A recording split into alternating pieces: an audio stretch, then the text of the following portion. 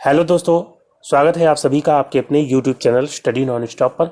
तो कैसे हैं आप सभी लोग? उम्मीद करता हूं आप सभी अच्छे होंगे। तो दोस्तों, आज से मैं आपके लिए हिंदी की क्लासेस स्टार्ट कर रहा हूं और ये जो है क्लासेस स्पेशली वीडियो री एग्ज़ाम के लिए होंगी, जिसमें मैं आपको 40 क्वेश्चंस कराऊंगा। हालांकि वीडियो के एग्ज़ाम में 50 क्वेश्चंस जो है पूछे जाते हैं, तो हिंदी के जो है 40 क्वेश्चंस मैं आपको डेली कराऊंगा। और ये जो है क्वेश्चंस आपके लिए काफ़ी हेल्पफुल होंगे वीडियो एग्ज़ाम के लिए। और ऐसा नहीं कि केवल वीडियो एग्ज़ाम के लिए, कोई भी अन्य परीक्षा जहाँ पे हिंदी से क्वेश्चंस पूछे जाते हैं उन सभी के लिए क्लास हेल्पफुल होगी। तो दोस्तों, वीडियो को लास्ट तक देखिएगा और अगर आपको वीडियो अच्छा लगे तो लाइक और शेयर जरूर करिएगा। तो आइए शुरुआत करते हैं बिना किसी देरी के। सबसे पहले दिया गया है, उपमान की संभावना होने पर कौन सा अलंकार होता है? तो दोस्तों, उपमान क्या होता है या उपमेय क्या होता है? उपमान और उपमेय ये जो है क्या होते हैं? तो उपमान जिससे तुलना की जाती है, जिससे तुलना की जाए उसको क्या कहते हैं? उपमान कहते हैं। और जिसकी तुलना की जाए, जिसकी तुलना की जाए वो क्या होता है? उपमेय। जैसे कि सीता का मुख मानो चंद्रमा है, सीता का मुख मानो चंद्रमा है। तो दोस्तों, यहाँ पे सीता का मुख ये क्या है? जिसकी तुलना की जाए, इसकी तुलना की जा रही है चंद्रमा से, तो जिसकी तुलना की जाती है वो क्या होता है? वो होता है उपमेय। तो सीता का मुख हो जाएगा उपमेय और चंद्रमा क्या हो जाएगा? उपमान। जिससे तुलना की जाए वो होगा उपमान। ठीक है, तो यहाँ पे जो है संभावना व्यक्त की जा रही है उपमान की, तो इसलिए जो है यहाँ पे हो जाएगा उत्प्रेक्षा। उत्प्रेक्षा में संभावना की जाती है सीता का मुख मानो चंद्रमा है, यहाँ पे संभावना व्यक्त की जा रही है तो इसलिए उत्प्रेक्षा हो जाएगा। इसमें मनु मानो, जनु जानो ये सब शब्द आते हैं। जहाँ पे भी आपको मानो, जानो, जनु, मनहु ऐसा शब्द देखने को मिल जाएगा वहाँ पे उत्प्रेक्षा होता है। रूपक में क्या होता है? रूपक में उपमेय को डायरेक्ट जो है उपमान बता दिया जाता है, वहाँ पे रूपक होता है। अगर यहाँ पे कहा जाता है सीता का मुख चंद्रमा है तो क्या होता है? रूपक होता। और इसी तरह उपमा होता है। उपमा में उपमेय को उपमान के जैसा बताया जाता है, उसमें तुलना की जाती है, तो उसमें जो है सा या सरिस ये सब शब्द आते हैं। जैसे कि सीता का मुख चंद्रमा जैसा है, तो वहाँ पे क्या होता? उपमा होता। ठीक है, तो फिलहाल यहाँ पे उत्प्रेक्षा हो जाएगा। फिर दोस्तों नेक्स्ट क्वेश्चन लेते हैं। अगला है, उधर गरजती सिंधु लहरिया कुटिल काल के जालों सी, चली आ रही फेन उगलती फन फैलाए व्यालों सी। इन पंक्तियों में कौन सा रस है? तो रस बताना है आपको। तो कौन सा रस है यहाँ पे? भयानक रस है या श्रृंगार रस या शांत रस या भक्ति रस? तो दोस्तों आपको पढ़ने से ही समझ में आ रहा होगा, यहाँ पे भयानक रस हो जाएगा। उधर गरजती सिंधु लहरिया, सिंधु मतलब समुद्र, समुद्र की लहर गरजते हुए आ रही है कुटिल काल के जालों सी, कुटिल मतलब दुष्ट, काल के जालों सी, चली आ रही फेन उगलती फन फैलाए व्यालों सी। व्याल मतलब क्या होता है? सांप। तो फन फैलाए व्यालों सी, यहाँ पे भयानक रस हो जाएगा। तो जिस काव्य को पढ़ने से भय की अनुभूति हो, भय का भाव आता हो, वहाँ पे क्या हो जाएगा? भयानक रस हो जाएगा। श्रृंगार रस जिसका स्थायी भाव क्या होता है? रति। भयानक रस का क्या होता है? भय होता है। श्रृंगार रस का स्थायी भाव होता है रति, जिसका मतलब होता है प्रेम। जिस काव्य को पढ़ने से प्रेम का भाव उत्पन्न होता हो वहाँ पे श्रृंगार रस हो जाएगा। शांत रस जिसका स्थायी भाव क्या होता है? निर्वेद। इसमें ज़्यादातर आपको सांसारिक मोह माया जो है उससे दूर होने की बातें जहाँ पे मिलेंगी, वैसा भाव जहाँ पे आएगा वहाँ पे शांत रस होता है। ठीक है, भक्ति रस में भक्ति का भाव आता है, जिसका स्थायी भाव क्या होता है? अनुराग। ठीक है, तो फिलहाल यहाँ पे भयानक रस हो जाएगा। फिर दोस्तों अगला क्वेश्चन लेते हैं। नेक्स्ट है, री की मात्रा किस व्यंजन के साथ नहीं लगती है? तो दोस्तों री की मात्रा जो है इस तरह से होती है, जैसे कि कृपा। तो यहाँ पे का में जो है री की मात्रा है, तो इसमें से बताना है किसके साथ नहीं लगती है। तो सा के साथ भी लगती है, पा के साथ भी लगती है, जा के साथ भी लगती है, रा के साथ नहीं लगती। रा के साथ जो है री की मात्रा नहीं लगती, तो यहाँ पे रा जो है इसका राइट आंसर हो जाएगा। पा के साथ लगाएंगे तो ऐसे लगेगी, इससे जो है शब्द क्या हो सकते हैं? पृष्ठ। जा से जो है जृंभिक हो सकता है। सा से फिलहाल कोई वर्ड नहीं याद आ रहा है, लेकिन सा के साथ भी जो है री की मात्रा लग जाती है, रा के साथ नहीं लगेगी। तो यहाँ पे जो है फोर्थ ऑप्शन इसका राइट आंसर हो जाएगा। फिर दोस्तों अगला क्वेश्चन है, मैथिली शरण गुप्त की कृति है, तो इसमें से बताना है कौन सी मैथिली शरण गुप्त की रचना है? यशोधरा, विष्णुप्रिया, भारत भारती या ये सभी हैं? तो दोस्तों यशोधरा भी मैथिली शरण गुप्त की है, विष्णुप्रिया भी है और भारत भारती भी है। तो यहाँ पे चौथा ऑप्शन राइट आंसर जाएगा, ये सभी। और इसके अलावा याद रखेंगे साकेत, साकेत भी मैथिली शरण गुप्त की है। हिंदू, हिंदू हो जाएगा। रंग में भंग, रंग में भंग। और इसके अलावा चंद्रहास, चंद्रहास और जय भारत और प्रदक्षिणा। तो ये जो है कुछ है मैथिली शरण गुप्त की रचनाएं। तो इसका स्क्रीनशॉट आप ले लीजिए यहाँ पे, तो इनको आप याद रखेंगे। तो ये सभी जो है इसका राइट आंसर हो जाएगा। फिर दोस्तों अगला क्वेश्चन लेते हैं। नेक्स्ट है, रामधारी सिंह दिनकर को किस रचना के लिए ज्ञानपीठ पुरस्कार प्राप्त हुआ था? तो दोस्तों यहाँ पे रचनाएं दी गई हैं रामधारी सिंह दिनकर की, ये सभी रचनाएं हैं। रश्मिरथी, परशुराम की प्रतीक्षा, कुरुक्षेत्र और उर्वशी। इसमें से किस रचना के लिए ज्ञानपीठ पुरस्कार रामधारी सिंह दिनकर जी को प्राप्त हुआ था? तो दोस्तों यहाँ पे राइट आंसर हो जाएगा उर्वशी। उर्वशी के लिए जो है रामधारी सिंह दिनकर को 1972 में जो है ज्ञानपीठ पुरस्कार प्राप्त हुआ था।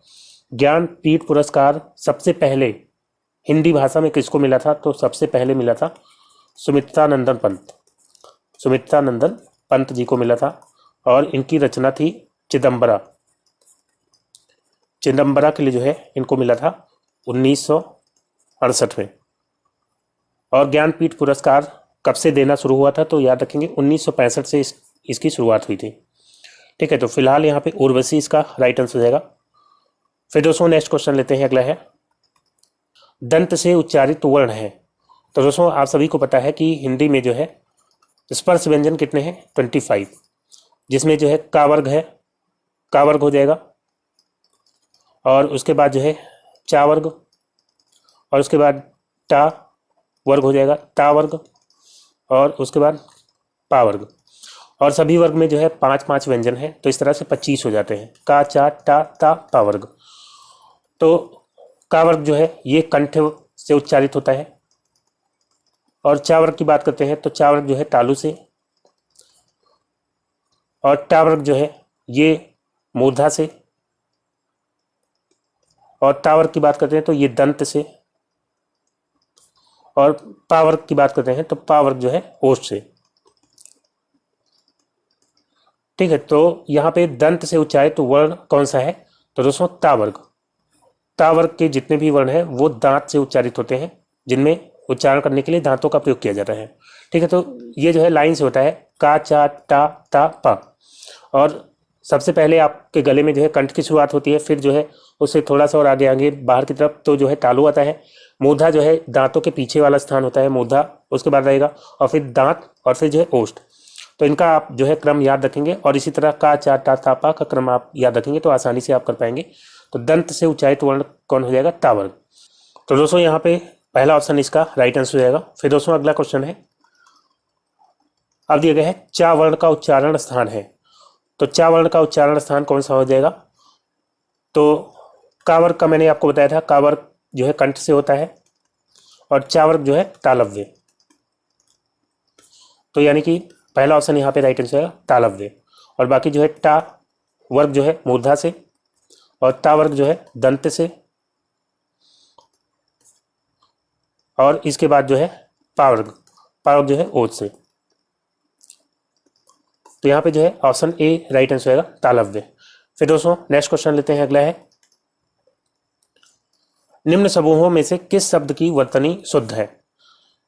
तो दोस्तों यहाँ पे बताना है किस समूह की वर्तनी शुद्ध है। दिग्विजयी, कृतघ्न, क्षितिज। तो दिग्विजयी ये जो है बिल्कुल सही लिखा है, कृतघ्न भी सही है, क्षितिज भी सही है। तो यानी कि पहला ऑप्शन ही यहाँ पे राइट आंसर होगा। इसमें जो है सभी शब्द सही हैं। बाकी यहाँ पे सीखर नहीं होता है, शिखर होता है, इस तरह से लिखा जाएगा। और प्रकृति, तो प्रकृति जो है कैसे लिखा जाता है? इस तरह से। मस्तिष्क भी गलत है, मस्तिष्क जो है इस तरह से लिखा जाता है। और जयश्री, तो जयश्री में जो है जयश्री इस तरह से लिखा जाएगा। और दैहिक नहीं होता है बल्कि दैहिक होता है, तो यहाँ पे ए की मात्रा होती है, दैहिक हो जाएगा। और स्त्रियां नहीं होता है, स्त्रियां होता है, यहाँ पे चंद्रबिंदी लग जाएगी, स्त्रियां। वर्तमान सही लिखा है। अभिलाषा, तो अभिलाषा नहीं होता है, अभिलाषा होता है, छोटी की मात्रा होती है भा पे, तो अभिलाषा हो जाएगा। और अति शीघ्र में भी तापे छोटी की मात्रा होती है, अति शीघ्र।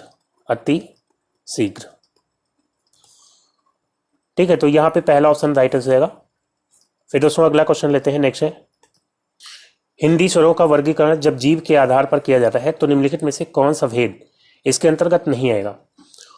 तो दोस्तों हिंदी स्वरों का वर्गीकरण जब जीभ यानी कि जिह्वा के आधार पर किया जाता है, तो जिह्वा के आधार पर 3 तरह से हिंदी स्वरों का वर्गीकरण किया जाता है। एक हो जाता है आपका अग्र स्वर, एक मध्य स्वर, एक पश्च स्वर। तो यहाँ पे राइट आंसर क्या हो जाएगा? विव्रत स्वर। विव्रत स्वर जो है ये इसका राइट आंसर होगा। अग्र स्वर में जो है कौन कौन से स्वर आते हैं? तो अग्र स्वर में आपका जो है छोटी ई और बड़ी ई दोनों ई आ जाते हैं, और ए और ए। तो इसमें जो है जीभ का अगला हिस्सा प्रयोग होता है उच्चारण करने में। और मध्य स्वर के लिए जो है केवल एक ही आएगा, छोटा आ, जिसको उदासीन स्वर भी कहते हैं। उदासीन स्वर अगर पूछा जाए किस स्वर को कहा जाता है, तो उदासीन स्वर कहते हैं छोटा आ को। और पश्च स्वर में कौन से आएंगे? तो जो बाकी बचे हैं, बड़ा आ हो जाएगा और दोनों ऊ हो जाएंगे, छोटा ऊ और बड़ा ऊ, और इसके अलावा ओ और औ। तो इनको उच्चारित करने के लिए आपको जीभ के पिछले हिस्से का प्रयोग करना होता है। तो ये हो जाते हैं पश्च स्वर। और इसके अलावा एक जो है आगत स्वर है औ, तो ये भी जो है पश्च स्वर में आएगा। विव्रत स्वर ये जो है मुख खुलने के आधार पर जो वर्गीकरण किया जाता है, तो उसका एक भेद हो जाएगा। मुख खुलने या मुख विवर के आधार पर जो है स्वरों का वर्गीकरण जो है 4 तरीके से किया जाता है। एक आपका हो जाता है समृत, एक हो जाता है अर्ध समृत, अर्ध समृत, और एक आपका विव्रत हो जाएगा, और एक हो जाएगा अर्ध विव्रत, अर्ध विव्रत। इसमें कौन कौन से स्वर आते हैं ये किसी और दिन बता देंगे, ठीक है, नहीं तो आपको कंफ्यूजन हो जाएगा। ठीक है, तो यहाँ पे जो है फिलहाल राइट आंसर क्या हो जाएगा? विव्रत स्वर। ये जो है जीभ के आधार पर वर्गीकरण का भेद नहीं है। फिर दोस्तों नेक्स्ट क्वेश्चन लेते हैं, अगला है वह अभिकारी शब्द जो 2 शब्दों, वाक्यों अथवा वाक्य खंडों को जोड़ते हैं कहलाते हैं। तो दोस्तों अभिकारी शब्द क्या होते हैं? तो अभिकारी शब्द जिनमें कोई परिवर्तन नहीं होता है कभी भी, लिंग वचन या काल के आधार पर उन शब्दों में कोई परिवर्तन नहीं होता, उनको अभिकारी शब्द कहते हैं। तो जो अभिकारी शब्द 2 शब्दों या वाक्यों या वाक्य खंडों को जोड़ते हैं उनको क्या कहेंगे? उनको कहते हैं समुच्चय बोधक शब्द। तो यहाँ पे चौथा ऑप्शन इसका राइट आंसर है, समुच्चय बोधक शब्द उनको कहते हैं। जैसे कि हो जाता है आपका या अथवा, या जो है व, या पर, या लेकिन किंतु परंतु, लेकिन किंतु परंतु, और इसके अलावा जो है वरना, वरना, और बल्कि, और नहीं, या चाहे। तो ये सब क्या है? ये समुच्चय बोधक शब्द हो जाएंगे, और ये सभी क्या है? अविकारी शब्द हैं। तो यहाँ पे चौथा ऑप्शन इसका राइट आंसर हो जाएगा। फिर दोस्तों बढ़ते हैं अगले क्वेश्चन की ओर। अब दिया गया है हिंदी की स्पर्श घोष महाप्राण ओष्ठ व्यंजन ध्वनि है। तो इसमें से आपको बताना है कौन सा व्यंजन है जो कि घोष भी है, महाप्राण भी है और ओष्ठ भी है। ऑप्शन है भा, दा, था और हा। तो दोस्तों ओष्ठ व्यंजन कौन से होते हैं? मैंने आपको बताया था जो पा वर्ग है, पा वर्ग के सभी व्यंजन क्या होते हैं? ओष्ठ होते हैं। तो इसी से आपको आंसर मिल जाएगा। पा वर्ग में आपका भा आ जाता है, ठीक है। बाकी जो है दा जो है ता वर्ग का है, तो ता वर्ग तो दंत होता है, तो ये दंत हो जाएगा। और था भी जो है ता वर्ग में ही आता है, ये भी दंत हो जाएगा। और हा जो है ये ऊष्म व्यंजन है। तो भा की बात करते हैं, ये ओष्ठ भी है और घोष भी है। घोष व्यंजन कौन से होते हैं? तो याद रखेंगे किसी भी वर्ग का तीसरा और चौथा और पांचवा ये घोष होते हैं। और जो अघोष व्यंजन होते हैं किसी वर्ग का पहला और दूसरा, ये जो है अघोष हो जाते हैं। अगर बात की जाए महाप्राण और अल्पप्राण की, महाप्राण और अल्पप्राण की, तो महाप्राण, महा में जो है 2 शब्द हैं, तो ये जो है सम है। महा में जो है क्या है? 2 अक्षर हैं, तो ये जो है सम है। तो इसमें जो है जो सम संख्या पे आते हैं दूसरा और चौथा, तो किसी वर्ग के दूसरे और चौथे व्यंजन जो है ये महाप्राण होते हैं। और अल्प में आप देखेंगे 3 अक्षर हैं, आ, आधा, ला, पा, तो 3 अक्षर हैं। तो इसमें जो विषम स्थान पे आते हैं पहला और तीसरा और पांचवा, किसी वर्ग का पहला, तीसरा और पांचवा जो व्यंजन होता है वो अल्पप्राण होता है। तो भा की बात करते हैं तो ये कौन सा हो जाएगा? पा, फा, बा, भा, ये चौथा हो जाता है। तो चौथा जो है ये महाप्राण में आएगा। और चौथा जो है घोष भी होता है, ठीक है। और ओष्ठ तो है ही है क्योंकि पावर का है, तो इसलिए भा जो है इसका राइट आंसर हो जाएगा। फिर दोस्तों नेक्स्ट क्वेश्चन लेते हैं, अगला है कूपन और बिगुल किस भाषा का शब्द है? तो दोस्तों कूपन और बिगुल ये किस भाषा का शब्द है? फ्रांसीसी या अंग्रेजी या पुर्तगाली या जापानी? तो दोस्तों कूपन और बिगुल ये है फ्रांसीसी भाषा के शब्द। ठीक है, तो ये विदेशी शब्द हैं और किस भाषा के? फ्रांसीसी भाषा के शब्द हैं।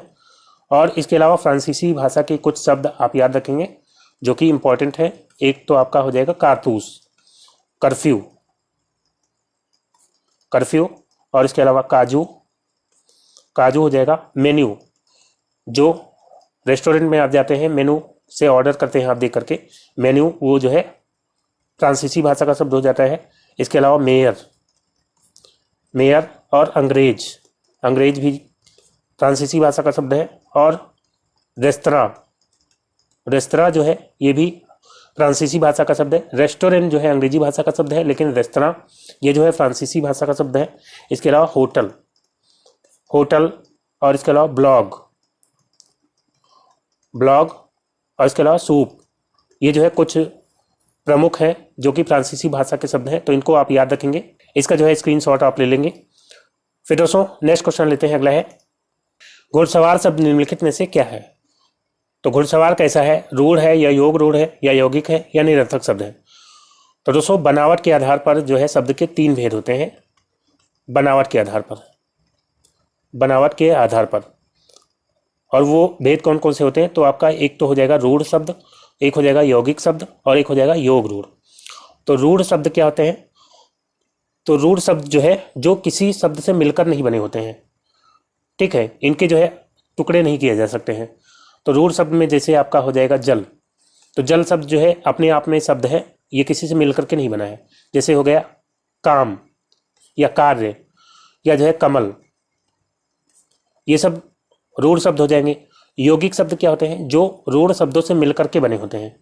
जैसे कि विद्यालय,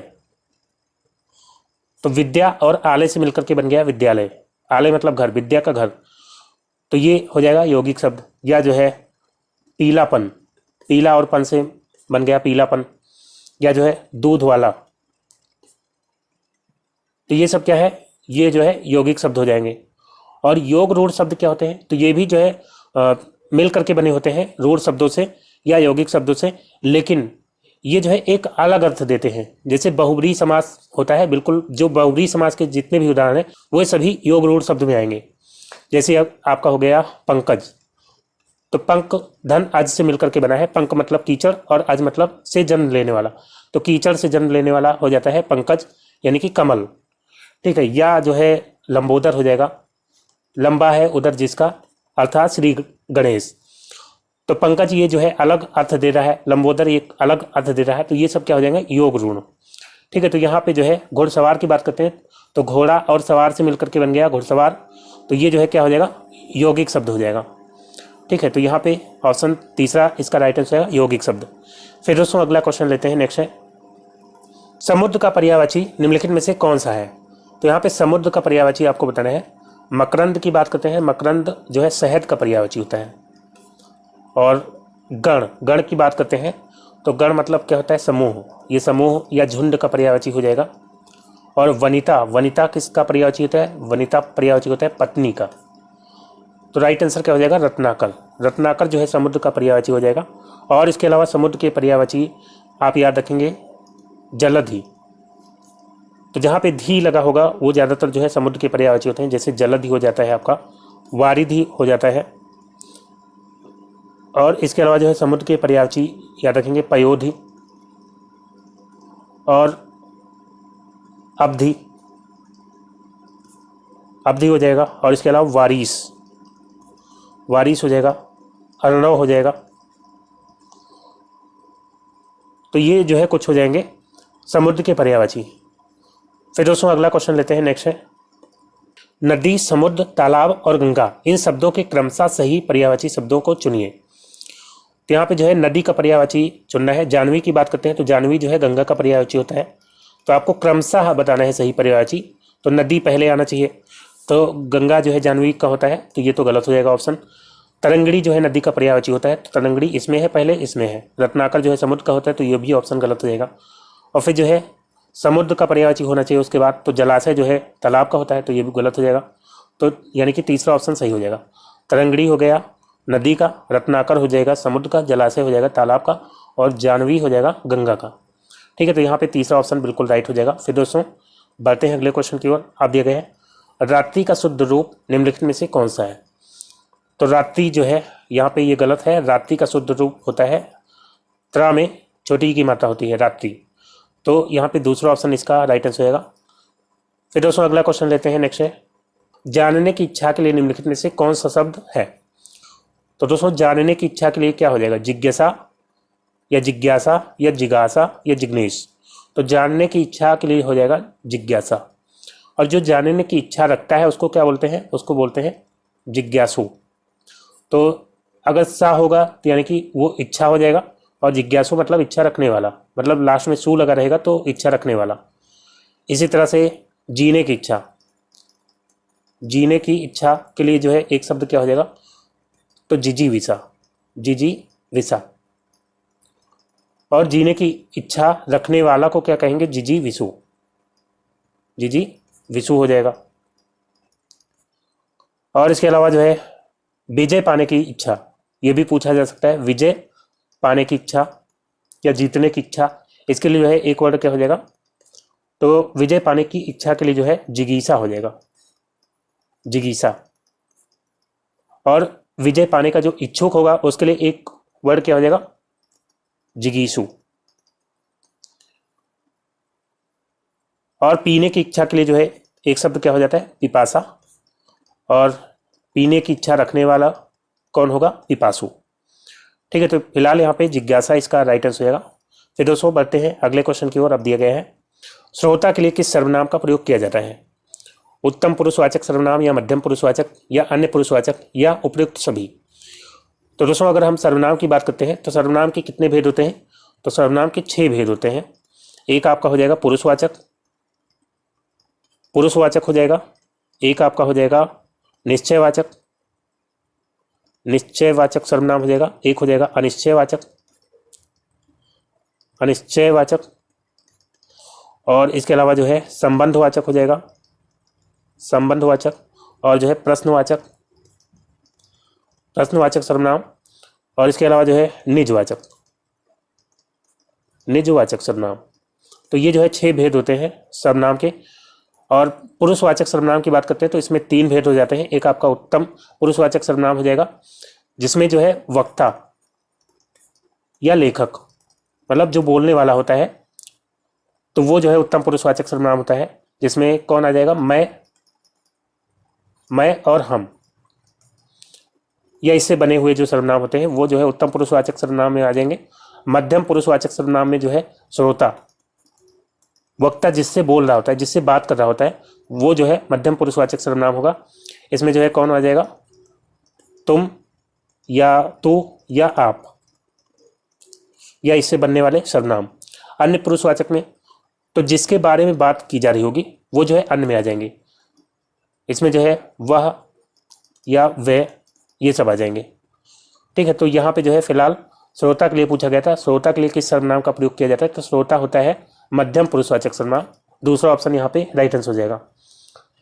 फिर दोस्तों नेक्स्ट क्वेश्चन लेते हैं। अगला है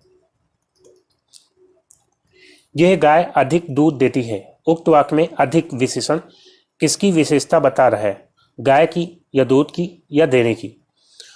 तो दोस्तों गाय की विशेषता बतला रहा है यह गाय अधिक दूध देती है। कितना दूध देती है, अधिक दूध देती है। तो अधिक जो है ये विशेषता बतला रहा है किसकी, दूध की। तो यहाँ पे दूसरा ऑप्शन इसका राइट आंसर है। अधिक जो है किसकी विशेषता बतला रहा है, दूध की। तो ये जो है क्या हो जाएगा, अधिक क्या हो जाएगा, विशेषण। जो शब्द विशेषता बतलाते हैं किसी संज्ञा या सर्वनाम की, वो क्या होता है, विशेषण। और जिसकी विशेषता बतलाते हैं वो कौन होता है, विशेष। तो दूध क्या हो जाएगा, यहाँ पे दूध हो जाएगा विशेष से, दूध हो जाएगा विशेष से। फिर दोस्तों नेक्स्ट क्वेश्चन लेते हैं। अगला है लड़का सोता है, ये वाक्य संबंधित है, सकर्मक या अकर्मक या दोनों। तो सकर्मक जो है जहाँ पे कर्म होता है और अकर्मक जहाँ पे कर्म नहीं होता है। तो लड़का सोता है, यहाँ पे जो है कोई कर्म नहीं है।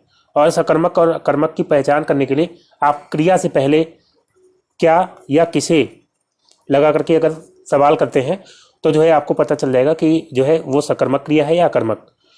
तो क्रिया क्या है, सोता है। तो क्या सोता है या किसे सोता है आप पूछेंगे तो सही इसका जो है एक प्रॉपर जवाब नहीं मिलेगा। तो यानी कि जो है ये क्या हो जाएगा, अकर्मक। ये वाक्य क्या हो जाएगा, वो कर्मक। ठीक है, इसमें अकर्मक क्रिया का प्रयोग हुआ है। सोना जो है अकर्मक क्रिया हो जाएगी। जैसे कि राम फुटबॉल खेलता है, तो राम क्या खेलता है, तो यहाँ पे आपको जवाब मिल जाएगा फुटबॉल खेलता है। या राम मोहन को पैसे देता है, राम क्या देता है, तो राम पैसे देता है। किससे देता है, तो मोहन को देता है। तो क्या या किसी से भी अगर आपको जवाब मिल जाएगा तो वो जो है सकर्मक क्रिया होगी। अगर जवाब नहीं मिलता तो अकर्मक। तो यहाँ पे जो है लड़का सोता है, ये अकर्मक हो जाएगा। फिर दोस्तों नेक्स्ट क्वेश्चन लेते हैं, अगला है निम्नलिखित में से स्त्रीलिंग को पहचानिए। तो कासीदाकार, कासीदाकार ये जो है पुल्लिंग हो जाएगा। कलाकार या कासीदाकार। तो स्त्रीलिंग या पुल्लिंग की पहचान करने के लिए आप जो है अच्छा अच्छी या मेरा मेरी या जो है वाक्य में प्रयोग करके इसको आप पहचान सकते हैं आसानी से। कासीदाकार पुल्लिंग हो जाएगा। ठीक है, वो अच्छा कासीदाकार है, ना कि अच्छी कासीदाकार है। ठीक है, कलाकार या कासीदाकार ये जो है पुल्लिंग में हो जाएगा। और जुराब, जुराब की बात करते हैं तो जुराब फट गई, जुराब मोजे को कहते हैं। तो जुराब जो है ये स्त्रीलिंग शब्द हो जाएगा। आप कहेंगे मेरी जुराब, ना कि मेरा जुराब। ठीक है, तो ये स्त्रीलिंग शब्द हो जाएगा और यही जो इसका राइट आंसर हो जाएगा। बाकी जो है पाजामा भी पुल्लिंग हो जाएगा। और घाघरा, घाघरा पहनती तो स्त्रियां हैं लेकिन ये शब्द जो है पुल्लिंग है। घाघरा आप कहेंगे अच्छा है या जो है मेरा कहेंगे, मेरी नहीं कहेंगे। ठीक है, तो घाघरा ये जो है पुल्लिंग शब्द है। जुर्राब यहाँ पे राइट आंसर हो जाएगा। फिर दोस्तों नेक्स्ट क्वेश्चन लेते हैं, अगला है हाथी का स्त्रीलिंग होगा। तो हाथी का स्त्रीलिंग बताना है कौन सा होगा, हाथिन या हाथिनी या हथिनी या हाथिनी। तो हाथी का स्त्रीलिंग होता है हथिनी। तीसरा ऑप्शन यहाँ पे राइट आंसर है हथिनी। फिर दोस्तों नेक्स्ट क्वेश्चन लेते हैं, अगला है सूची 1 में दिए गए धातु को सूची 2 में दिए गए प्रत्यय से सुमेलित करना है। तो दोस्तों यहाँ पे जो है पाठ दिए गए हैं और इसके लिए कौन सा प्रत्यय होगा। तो पाठ में जो है प्रत्यय आपको इक नहीं होगा, ना ही आ होगा, ना आक, हो जाएगा अक। पाठ में अक मिलाएंगे तो क्या हो जाएगा, पाठक, पाठक। और चाल के साथ जो है कौन सा प्रत्यय लगेगा, तो चाल में जो है आक लगाएंगे तो हो जाएगा चालाक, चालाक। और झटक का प्रत्यय हो जाएगा आ, झटक में आ मिलाएंगे तो क्या हो जाएगा, झटका, झटका। और पशु का प्रत्यय हो जाएगा इक, पशु में इक जोड़ेंगे तो क्या हो जाएगा, पाश्विक, पाश्विक। और पाश्विक की वर्तनी भी आप देख लीजिए। ठीक है, पाश्विक की सही वर्तनी क्या है, ये जो है सही वर्तनी है इसकी। तो यहाँ पे राइट आंसर क्या होगा, पहले का जो है मिलान करना है डी से। पहले का डी केवल जो है दूसरे ऑप्शन में है, तो यानी कि यही जो है इसका राइट आंसर है। फिर दोस्तों अगला क्वेश्चन लेते हैं, नेक्स्ट है सावधानी में कौन सा प्रत्यय है। तो दोस्तों मूल शब्द है सावधान और इसमें जो है ई प्रत्यय आप लगाते हैं तो हो जाता है सावधानी। तो यहाँ पे जो है कौन सा प्रत्यय हो जाएगा, ई प्रत्यय हो जाएगा। और ई प्रत्यय वाले जो है और शब्द आप याद रखते हैं, फांस में आप लगाते हैं ई तो हो जाता है फांसी। रेत, रेत में ई प्रत्यय लगेगा तो रेती हो जाएगा। इसी तरह खांस, खांस जो है मूल शब्द है और इसमें ई प्रत्यय लगाएंगे तो हो जाएगा खांसी। देश में जो है ई प्रत्यय लगाएंगे तो देसी हो जाएगा। भार, भार में ई प्रत्यय लगते ही भारी हो जाएगा। और धन में ई प्रत्यय लगता है तो धनी हो जाता है। क्रोध में ई प्रत्यय लगेगा तो हो जाएगा क्रोधी। तो ये जो है कुछ ई प्रत्यय वाले शब्द हैं जो कि इंपॉर्टेंट है।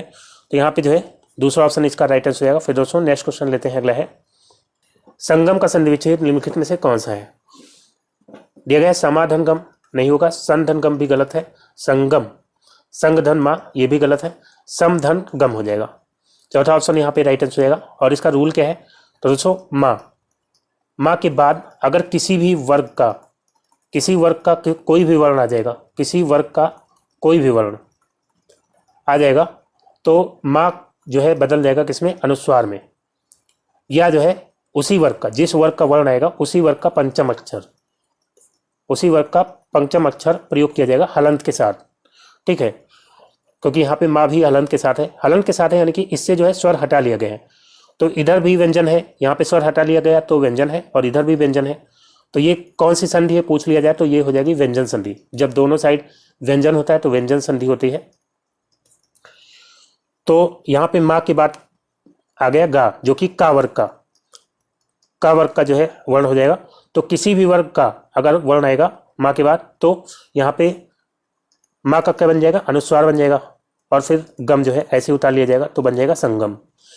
यह जो है पंचम अक्षर भी आ सकता है उसी वर्ग का, जैसे कि यहाँ पे सम है तो यहाँ पे माँ की जगह पंचम अक्षर भी लिख सकते हैं। और कौन सा पंचम अक्षर लिखा जाएगा, तो का वर्ग का। तो यहाँ पे कैसे लिखा जाएगा, का वर्ग का जो है पंचम अक्षर कौन सा होता है, अंगा, अंगा, और हलंत के साथ आएगा। तो इस तरह भी संगम लिखा जा सकता है, लेकिन जो है अनुस्वार वाला ज़्यादा सही माना जाता है, और इस तरह भी लिखेंगे तो ये जो है गलत नहीं माना जाएगा।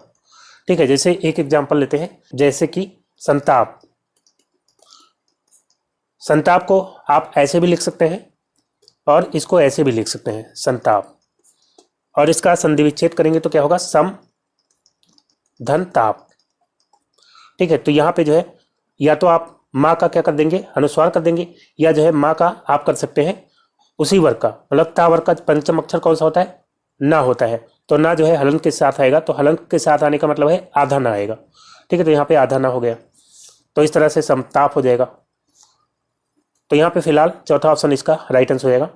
फिर दोस्तों नेक्स्ट क्वेश्चन लेते हैं, अगला है, जिस समास में दोनों खंड समान हो, कोई प्रधान या गौण ना हो, उसे कौन सा समास कहते हैं। तो दोस्तों जिस समास में दोनों खंड या हम कह सकते हैं दोनों पद समान हो, कोई प्रधान या गौण ना हो, प्रधान भी ना हो और गौण मतलब द्वितीयक भी ना हो, यानी कि अप्रधान भी ना हो, तो उसे कौन सा समास कहेंगे। तो दोस्तों उसको कहते हैं द्वंद्व समास। दूसरा ऑप्शन यहाँ पे राइट आंसर है द्वंद्व। इसको हालांकि ऐसे लिखा जाना चाहिए, तो ये जो है फॉन्ट इस तरह से आ नहीं पाता इसमें, तो द्वंद्व जो है यहाँ पे इस तरह से आ रहे हैं, द्वंद्व समास। जैसे कि हो जाएगा माता पिता, इसमें कौन सा समास है, द्वंद्व। तो इसमें माता और पिता दोनों में से कोई भी हम नहीं कह सकते माता प्रधान है या पिता प्रधान है, या किसी को द्वितीयक भी नहीं कह सकते या गौण नहीं कह सकते हैं। ठीक है, माता पिता हो गया, या जो है रोटी दाल,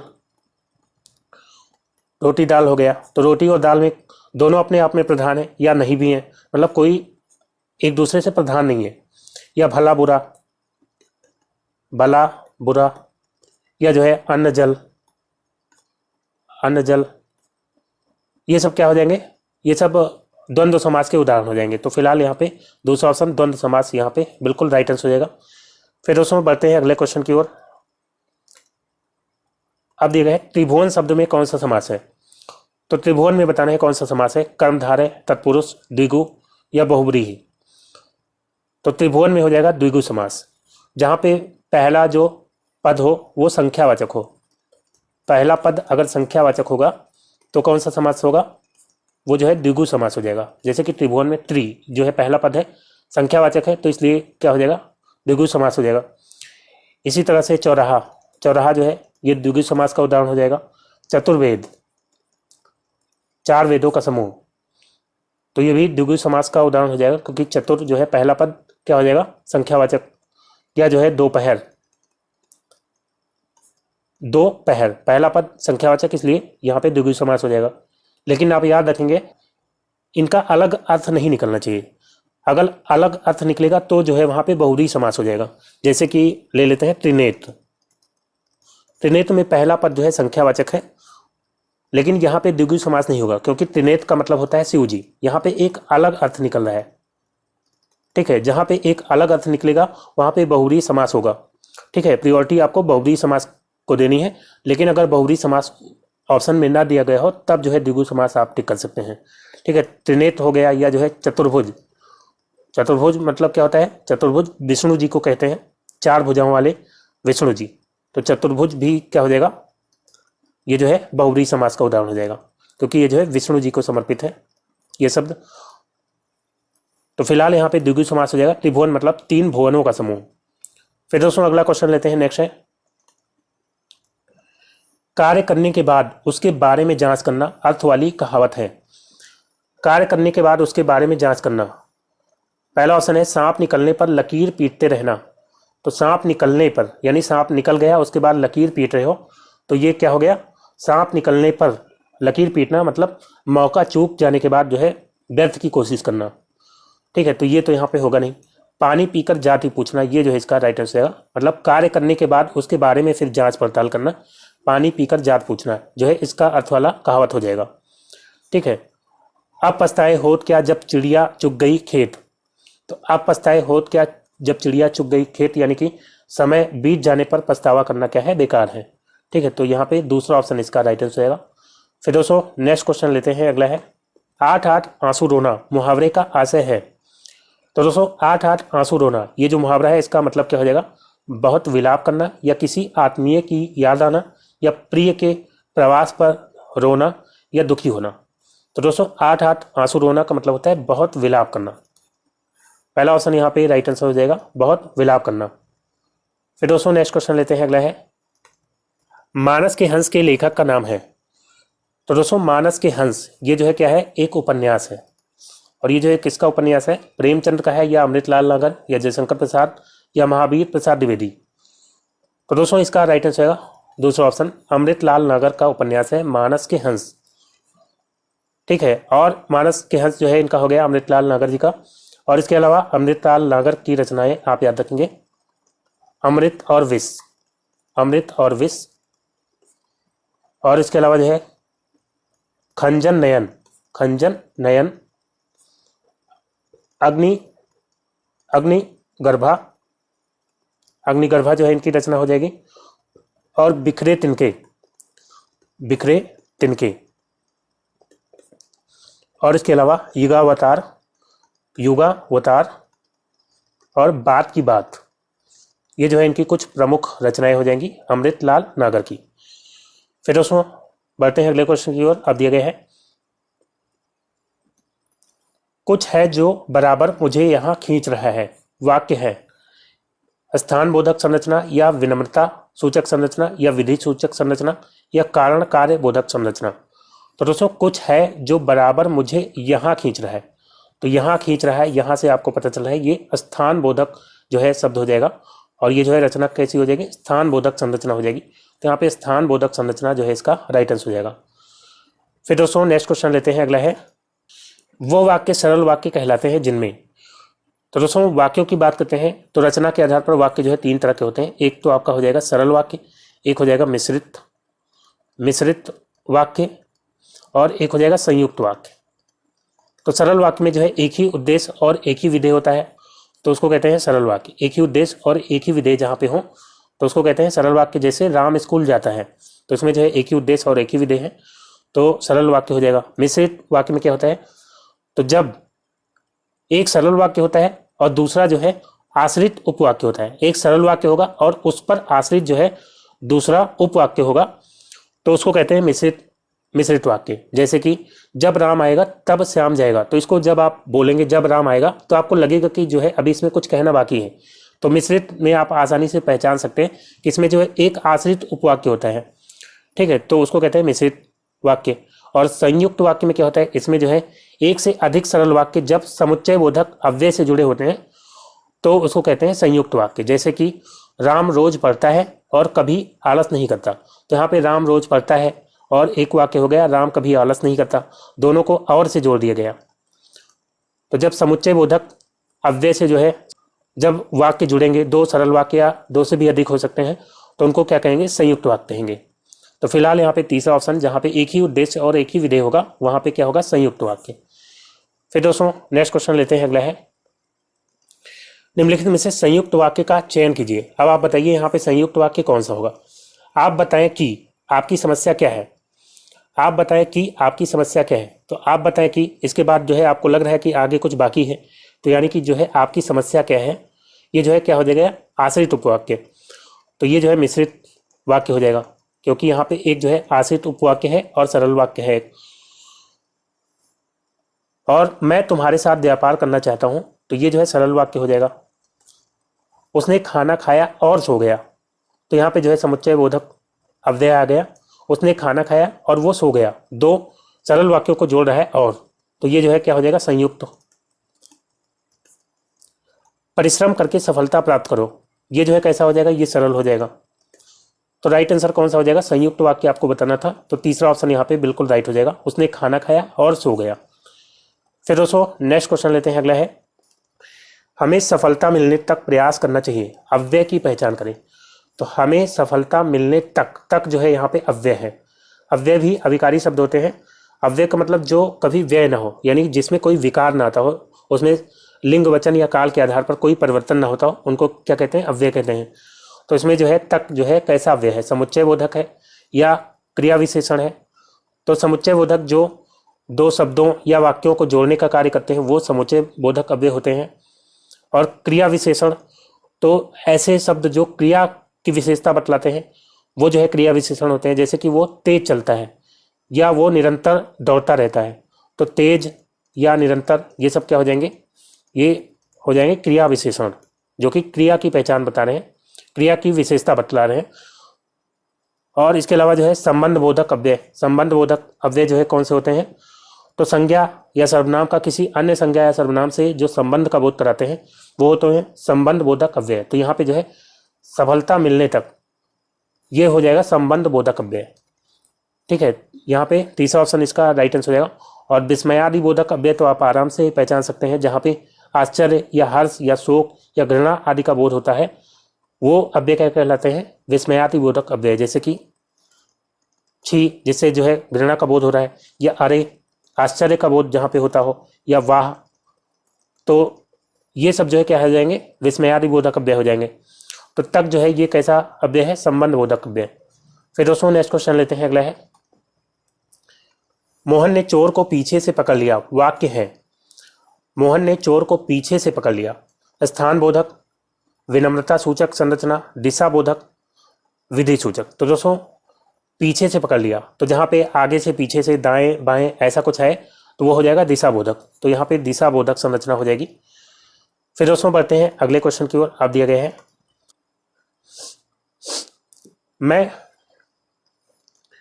मैं 3 मिनट में आ रहा हूं में कौन सा कारक है, कर्ता कारक है या संबंध कारक या अधिकरण कारक या संप्रदान कारक। तो दोस्तों कर्ता कारक की विभक्ति होती है ने, जहाँ पे ने विभक्ति आएगी वहां पे कर्ता कारक होगा। संबंध कारक की विभक्ति होती है का, की, के, या जो है रा री रे, मेरा तुम्हारा, ये सब जो है रा री रे। और अधिकरण कारक की विभक्ति क्या होती है, में या पर। तो मैं 3 मिनट में आ रहा हूं, मैं आ गया यहाँ पे, तो यहाँ पे कौन सा कारक हो जाएगा, अधिकरण कारक। संप्रदान कारक की विभक्ति क्या होती है, के लिए, तो यहाँ पे अधिकरण कारक हो जाएगा। फिर दोस्तों नेक्स्ट क्वेश्चन लेते हैं, अगला है लड़का पेड़ से गिरा में कौन सा कारक है, दिया गया है संप्रदान कारक। तो संप्रदान कारक की विभक्ति क्या होती है, के लिए। और कभी कभी संप्रदान कारक की विभक्ति को भी होती है।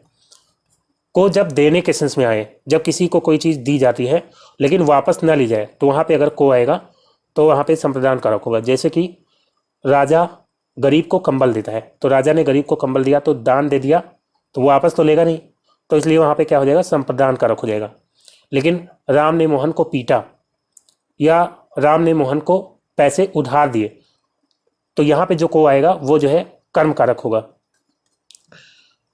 को जो है कर्म कारक की विभक्ति होती है और देने के संबंध में, लेकिन जब वापस लेना हो, जैसे उधार दिया, जब उधार दिया होगा तो यानी कि वापस भी लेना है। राम ने मोहन को उधार दिया पैसे, तो यहाँ पे वापस भी लेगा, उधार दिया है, तो इसलिए यहाँ पे जो को होगा वो कर्म कारक की विभक्ति होगी। और अपादान कारक की विभक्ति कौन सी होती है, तो अपादान कारक की विभक्ति होती है से, और से जो है अलग होने के संबंध में, अलग होने या दूर होने के संबंध में। ठीक है, जब से आएगा तब जो है वहां पे कौन सा कारक होगा, अपादान कारक। जैसे कि पेड़ से पत्ते गिरते हैं या लड़का पेड़ से गिरा, तो लड़का पेड़ से गिरा तो पेड़ से अलग हो रहा है या दूर जा रहा है, तो यहाँ पे जो से विभक्ति आएगी वो जो है अपादान कारक होगा। यहाँ पे तीसरा ऑप्शन इसका राइट हो जाएगा। और से विभक्ति करण कारक की भी होती है।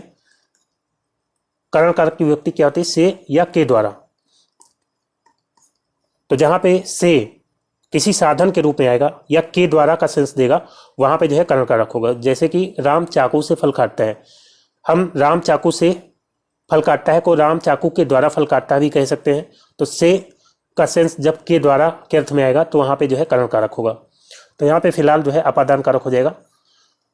फिर दोस्तों नेक्स्ट क्वेश्चन लेते हैं, अगला है यायावर का अर्थ है। तो दोस्तों यायावर का अर्थ क्या होता है, जिसके जीवन का कोई निश्चित उद्देश्य ना हो, तो ये नहीं होगा। किसी भी वस्तु को अकस्मात प्रस्तुत करने वाला, ये भी नहीं होगा। तीसरा ऑप्शन यहाँ पे राइट आंसर आएगा, एक स्थान पर टिककर ना रहने वाला।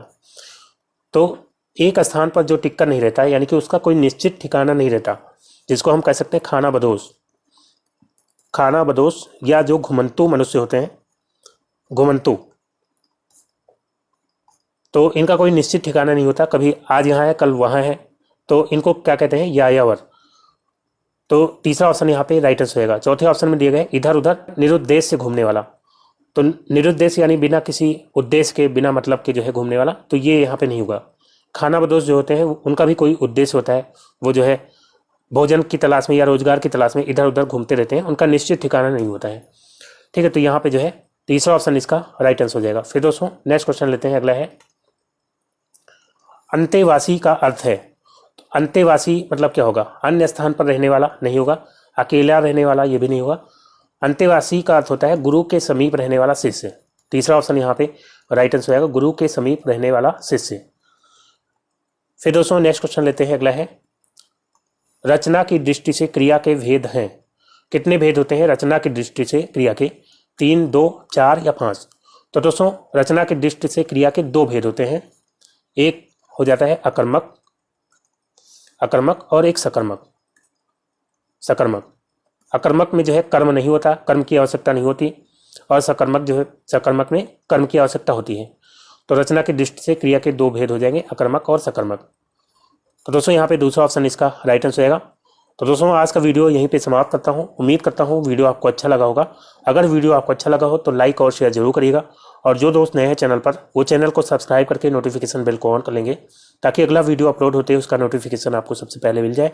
तो दोस्तों मिलते हैं अगले वीडियो में, तब तक के लिए goodbye and take care.